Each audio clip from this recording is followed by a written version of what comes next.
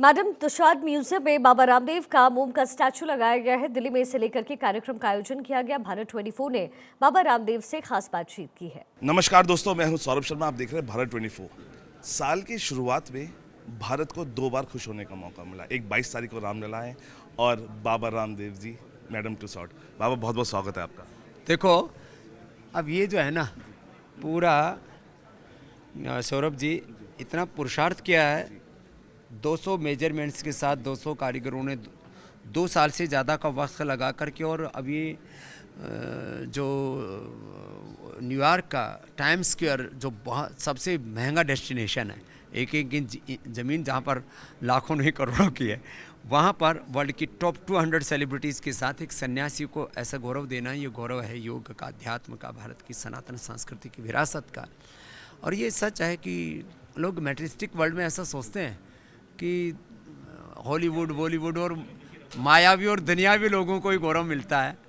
तो एक सन्यासी की साधना को, उसकी सेवा को, उसके योगदान को भी उन्होंने गौरव दिया। मैडम प्रसाद के 24 ऐसे डेस्टिनेशन, और उसमें सबसे बड़ा डेस्टिनेशन इनका न्यूयॉर्क का है, और वहाँ पर एक सन्यासी को उन्होंने स्थान दिया। थैंक यू बाबा। लेकिन सबसे आप जैसे बता रहे थे, बाल बहुत ही अलग तरीके के, लेकिन जो सबसे बाल आदमी ने लगाए हैं, ये ऐसी किसी मशीन से नहीं, और एक एक बाल को मैच किया है। माने जब आप स्वामी रामदेव को और इस फिगर को देखते हैं, तो मेरे से आते ही सबसे पहले इनके टियागो, वहाँ के हेड हाईवे न्यूयॉर्क के, उन्होंने पूछा कि आपको कैसा लग रहा है।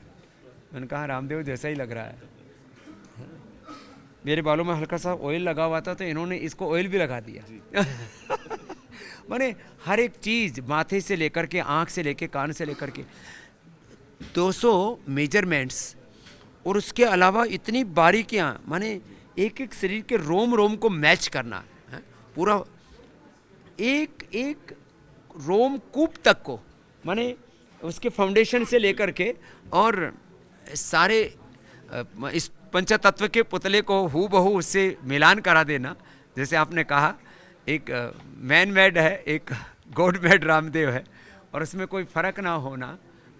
इन्होंने ये हरिद्वार से ये धागा भी मंगवाया।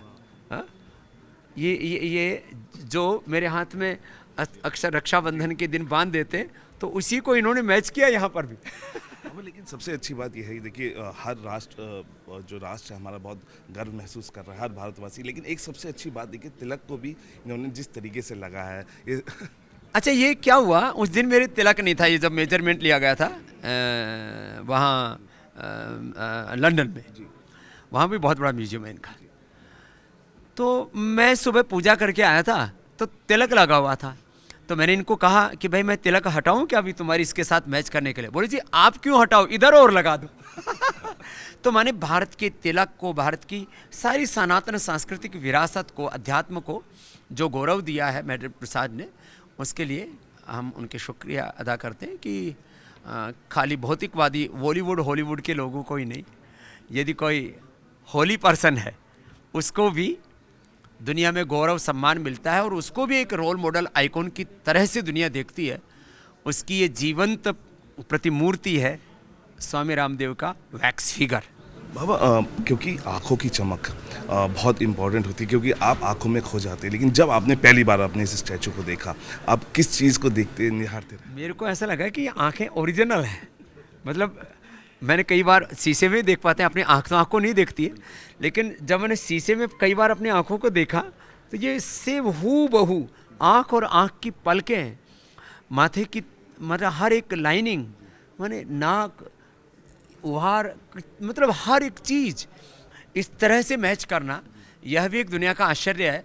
2 करोड़ की लागत तो गाड़ी में भी आजकल जो है अच्छी अच्छी गाड़ियाँ मिल जाती हैं, लेकिन वो मशीन से ये एक एक इसका काम जो है ना, वो हाथ से किया हुआ होता है। तो उन कारीगरों के भी कौशल को प्रणाम है। बाबा, क्योंकि आप रोल मॉडल तो हैं ही, और योग को आप कहाँ तक ले गए हैं, लेकिन इस तरीके के स्टैचू को, और फिर जो पूरा दुनिया वहाँ पे आती देखेगा, तो सिर्फ एक ही चीज़ याद आएगी, वो है योग।